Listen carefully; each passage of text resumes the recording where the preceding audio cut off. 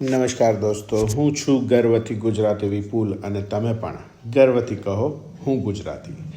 મિત્રો, આપણે વાત કરી રહ્યા છીએ સલીલ દલાલે લખેલી ફેસબુકના ફળિયે કુમાર કથાઓમાંથી કિશોર કુમારની વાત. તો ભાગ ચોથામાં આપનું સ્વાગત છે. પેલા મિત્રએ આવીને અમિતને ખબર આપ્યા કે તેના પપ્પા આવ્યા છે અને પ્રિન્સિપાલની ચેમ્બરમાં બેઠા છે. અમિત ક્લાસની બહાર જઈને જુએ છે તો આચાર્યની ઓફિસની બહાર લોબીમાં વિદ્યાર્થીઓ અને શિક્ષિકાઓની ભીડ. ફિલ્મ સ્ટાર કિશોર કુમારને જોવા સૌ એકત્ર થયા હતા. દીકરાને તે દિવસ પૂરતો સ્કૂલમાંથી લઈ જવાની પરવાનગી લઈ અને કિશોરદા બેઠા હતા. એ કિશોર કુમાર સ્ટાઇલનું સરપ્રાઇઝ હતું. કિશોરદા માટે એક બાજુ અંગત જિંદગીમાં પુત્ર સાથેના લાગણીના સંબંધોને સતત સિંચવાના અને સાથે સાથે વ્યવસાયિક રીતે ગાયક બનવાની તમન્નાને દબાવીને એક્ટર થવા પ્રયત્ન કરવાનો ગજબની કશમકશના દિવસો હતા. જ્યારે પણ કિશોર કુમારની વિચિત્રતાઓની વાતો સંભળાય ને ત્યારે કલાકારને ન્યાય કરવા તેમની પર્સનલ લાઈફની પરિસ્થિતિઓને પણ યાદ રાખીએ. એ સાચું છે કે પ્રેક્ષકો માટે તેમને કલાકાર તરીકેની કામગીરી જ મહત્ત્વની હોવી જોઈએ, પણ આપણે જો કોઈ સ્ટારના 4 લગ્નની વાતોને મજેદારથી મમડાવી શકતા હોઈએ તો તેની આસપાસના સંજોગો વિશેની જાણકારી પણ સહાનુભૂતિથી કેમ ન મેળવીએ. કિશોર કુમારના રૂમાદેવી સાથેના લગ્ન ભંગાણના દિવસોમાં એ કરિયરની રીતે એક્ટર તથા ગાયક બંને મોરચે આગળ વધી રહ્યા હતા. તેમને જિદ્દીમાં દેવ આનંદ માટે ગવડાવીને ચાન્સ આપનારા SD બર્મન એકમાત્ર એવા સંગીતકાર હતા જેમને આ ગાયક ઉપર પૂરો ભરોસો હતો. પોતે ગાયક હોવાથી દાદાએ કિશોર કુમાર માટે ગાવાની ઘેલછાને બરાબર પકડી લીધી હતી. ભલે શાસ્ત્રીય રીતે એ તાલીમબદ્ધ ગાયક નહોતા, પરંતુ એક મિમિક્રી આર્ટિસ્ટની માફક કોઈ પણ ગાયનની નકલ એ અદ્ભુત કરી શકતા. એટલે ફિલ્મી દુનિયામાં તે દિવસોમાં અનાયાસ રચાતા કેમ્પમાં દિલીપ કુમાર માટે મોહમ્મદ રફી અને રાજ કપૂર માટે મુકેશ લગભગ સુનિશ્ચિત હતા. તે સંજોગોમાં ત્યારની ટોપની ત્રિમૂર્તિ પૈકીના દેવ આનંદ માટેનો અવાજ કિશોર કુમાર બને એવી દાદા બર્મનની ઈચ્છા હોય તો આશ્ચર્ય નહોતું. મજાની, ખરેખર તો રસ પડે એવી વાત એ હતી કે સચિનદા પોતાના એ ગાયનને રિહર્સલ કરાવે ત્યારે બંગાળી રસગુલ્લા મંગાવીને રાખે. એકવાર રસગુલ્લાની ચાસણી જીભ, ગળા અને મનને તરબતર કરી દે પછી જે ગીત ગવાય ને તેની મીઠાશ કાન અને અંતરાત્માને કેવો પરમ આનંદ આપે.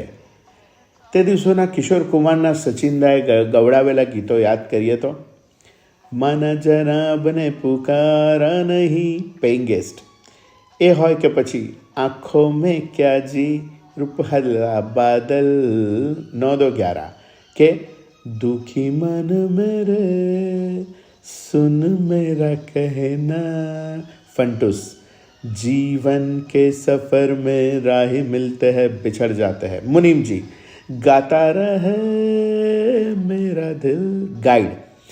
એ બધા જ આ રસગુલ્લાની ધારમાંથી નીતરીને આવેલા જ લાગે. એ જ અરસામાં અન્ય મેરી ટોપી પલટ કે આ કેવું તોફાની ગીત પણ એમની પાસે બર્મંદા ગવડાવે છે. એક આડ વાત, ફંટૂસના આ ગીતની ધૂન તે સમયે કિશોર વયના તેમના પુત્ર રાહુલદેવ બર્મનની અને સચિનદાએ પછીના વર્ષોમાં ગર્વપૂર્વક જાહેર કરેલું. તેથી RD બર્મને સત્તાવાર રીતે ભલે પતિ પત્નીમાં લતાજી કે રફી સાહેબ સાથે શરૂઆત કરી હોય, પણ તેમની ધૂન ઉપર ગાનાર પ્રથમ ગાયક તો કિશોર કુમાર જ. જો તેમનો સિતારો બુલંદ થયો કે પછી તો દેવ સાહેબ માટે કિશોર કુમાર, ફૂલો કે રંગ સે પ્રેમ પુજારી, દિલ આજ શાયર હૈ, ગ્લેમર, ગેમ્બલર, आसमां के नीचे, ज्वेल थीफ, शोखियों में घोला जाए फूलों का शबाब, प्रेम पुजारी, जीवन की बगिया महकेगी, तेरे मेरे सपने જેવા ગીતો મહેકાવ્યા. દેવ સાહેબના ગળામાં પડેલા રંગબેરંગી મફલર અને સ્કાર્ફ જોઈને અમને તો હંમેશા તેમાં કિશોર કુમાર જ બિરાજમાન લાગ્યા છે. પણ બધા SD બર્મન જેવા પોતાના ગાયકને રસગુલ્લાના લાડ લડાવનારા સંગીતકાર ક્યાંથી લાવવા? ગાયક પાસે ક્લાસિકલ મ્યુઝિકનું જ્ઞાન ના હોય તો સંગીતકારની દ્રષ્ટિએ તે અલ્લાહ આશરે બાઉન્ડ્રી ફટકારી દેતા બેટ્સમેન તરફ જોતા કોચ જેવી હોય. તેમાં વળી જો સંગીતકાર સલીલ ચૌધરી હોય તો સ્થિતિ ઓર ચિંતાજનક. કેમ કે સલીલદા માત્ર ભારતીય શાસ્ત્રીય સંગીત કે બંગાળી લોકસંગીતના જ નહીં પણ વેસ્ટર્ન સંગીત ક્લાસિકના તેમજ સિમ્ફનીના પણ એવા જ જાણકાર. તેથી ઘાટ એવો થયો કે બિમલ રોયની ફિલ્મ નોકરી માટે મુખ્ય અભિનેતા તો કિશોર કુમાર પસંદ થયા, પણ ફિલ્મના એક ગીત છોટા સા ઘર હોગા બાદલો કી છાવ મેં ગવડાવવા માટે સલીલદાએ હેમંત કુમારનું નામ નક્કી કરી રાખ્યું હતું. બિમલદાએ કિશોર કુમારનું નામ સૂચવ્યું ત્યારે સલીલ ચૌધરીએ રીતસર કિશોર કુમારનો વોઇસ ટેસ્ટ લીધો. આ વાત 1953ની અને કિશોર કુમારનું પહેલું ગીત આવી ગયેલું 1948માં. તેથી 5 વર્ષ પછી પણ એક ગાયક પોતાના જ ઉપર પિક્ચરાઇઝેશન થનારું ગીત ગાવા માટે ટ્રાયલ આપવાનું? સંઘર્ષના સમયની આ વ્યથા કોણ સમજી શકે? ભૂખ્યા તરસ્યા રહીને સ્ટ્રગલ કરવાની હોય છે એમ જ્યારે કોઈ અનુભવી કહે ત્યારે તેમાં તમારી આવડત અને ટેલેન્ટને યોગ્ય માન્યતા માટેની ભૂખ પણ સમાવિષ્ટ હોય છે. અને તે જ રીતે સૌથી વધારે અઘરું હોય છે કોઈ પણ ક્ષેત્રમાં એ ભૂખ ભગાડે એવા સચિંદા સરખા અન્ન ક્ષેત્ર ઠેર ઠેર નથી હોતા. સલીલ ચૌધરીએ ધૂન સંભળાવી અને કિશોર કુમારે તેમની આબેહૂબ નકલ કરીને ગાયેલું એ ગીત છોટા સા ઘર હોગા બાદલો કી છાવ મેં આજે આટલા વર્ષો પછી પણ એવું જ મધુર લાગે છે. પરંતુ સલીલ ચૌધરીએ તો ફિલ્મના સર્જકની શરમે ગવડાવ્યું હોવાથી પોતાનો મત પાક્કો કરી લીધો કે આ અવાજ હલકા ફુલકા ગીતો માટે ચાલે, દર્દીલા ગીતો માટે નહીં. મજાની વાત એ છે કે વર્ષો પછી સલીલદાએ કિશોર કુમાર પાસે એક દર્દીલું ગીત ગવડાવ્યું. મેરે અપનેમાં કિશોર કુમારે ગાયેલું કોઈ હોતા જિસકો અપના હમ અપના કહે લેતે યારો, પાસ નહીં તો દૂર ही होता लेकिन कोई मेरा अपना होता. સાંભળો તો ગુલઝારના શબ્દોની વેદના અને સલીલ ચૌધરીના સંગીતને કિશોરદાના અવાજે કેવી ઊંચાઈ બક્ષી એ પણ સમજાય. એ ગીતના સેક્સોફોન પર વાગતી ધૂનનો ઉપયોગ ગુલઝારના જ અન્ય એક ચિત્ર અચાનકમાં પણ બેકગ્રાઉન્ડ મ્યુઝિક તરીકે સલીલ ચૌધરીએ ઉપયોગ કર્યો જ હતો ને. એ ટ્યુન મોડી રાત્રે સાંભળો ને તો રોમ રોમ પુલકિત થાય અને સેક્સોફોનમાં કિશોર કુમારનો અવાજ છમ્મ વેશે પડઘાતો હોય. એમ તો નૌશાદે પણ વર્ષો પછી કિશોર કુમાર પાસે સુનેહરા સંસારમાં એક ગીત ગવડાવ્યું હતું. પરંતુ એ તો 1975માં જ્યારે કિશોર કુમાર માટે હીરોલોગ આગ્રહ રાખતા થઈ ગયા હતા. સંઘર્ષ કાળમાં તો પોતાના ઉપર ફિલ્માવાના ગીતોમાં ફાંફા પડતા હતા. રફી સાહેબે શરારત અને કલ્પનામાં કિશોર કુમાર માટે કંઠ આપ્યાની વાત તો જાણીતી છે. પણ એક વાચક મિત્ર મિહિર મહેતાએ આપેલી વિગત અનુસાર તો કોમેડિયન IS જૌહરે બનાવેલી બેવકૂફ નામની ફિલ્મના એક ગાયનમાં કિશોર કુમારે પડદા ઉપર મન્નાડેના અવાજમાં પણ હોઠ હલાવ્યા છે. બેવકૂફમાં કિશોર કુમારનો બચપણનો રોલ બાળ કલાકાર તરીકે વિનોદ મહેરાએ કર્યો હતો. પણ પ્રાણના નાનપણની ભૂમિકા કોણે કરી હતી જાણો છો? શોલેના ડાયરેક્ટર રમેશ સિપ્પી બન્યા હતા પ્રાણ. કિશોર કુમારના કેટલાય ડાયલોગો પણ જૌહરે ડબ કરેલા સાંભળી શકાય છે. આ બિલકુલ શક્ય છે. પૈસા બાકી હોય તો કિશોરદા ડબિંગ માટે ના પણ જાય. અને શા માટે જવું જોઈએ? નિર્માતા તેમના આર્થિક વાયદા પાડવામાં અખાડા કરે ત્યારે કિશોર કુમારના દાવ પણ ભારે હોય છે, જેનો અનુભવ હાફ ટિકિટવાળા કાલિદાસને પણ થઈ ગયો હતો, જેમાં સંગીત સલીલ ચૌધરીનું હતું. કિશોરદા અને સલીલદાની સજ્જનતાની દાદાગીરી કેવી હોય કે હાફ ટિકિટ લેતી વખતે પણ નોકરીની ઘટના બેમાંથી કોઈએ યાદ ના રાખી. ધંધાના ટાઈમે નોકરી કોણ સંભાળે? કિશોર કુમારની શ્રેષ્ઠ કોમેડી ફિલ્મો પૈકીની એક હાફ ટિકિટના એક ગીતમાં ઊભી થયેલી મુશ્કેલીમાંથી કિશોર કુમારે મહેશ કુમાર માર્ગ કાઢીને સંગીતકારને રાહત કરી આપી હતી.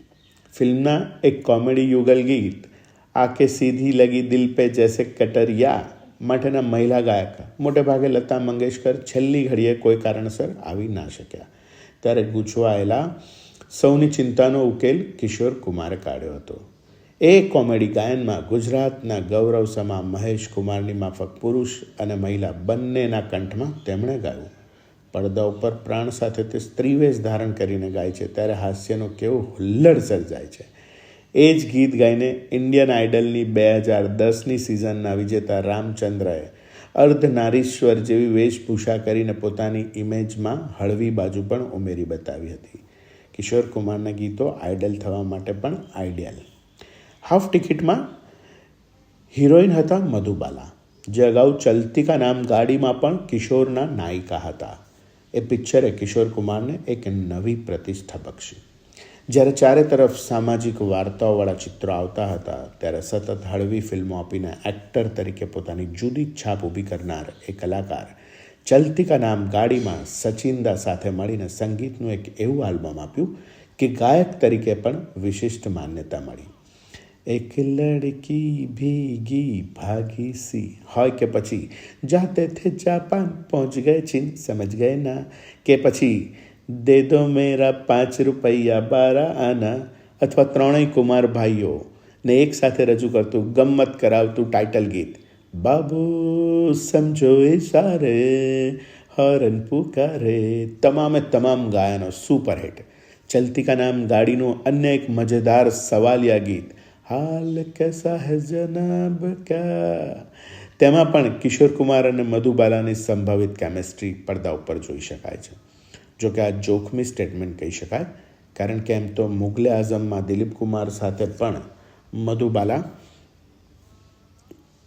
રજૂ થઈ તે પહેલાં, એટલે કે મધુબાલાની મુગલે આઝમમાં દિલીપ કુમાર સાથે પણ મધુબાલાનું રસાયણશાસ્ત્ર એટલું જ બલકે વધારે જલદ માલુમ પડે છે.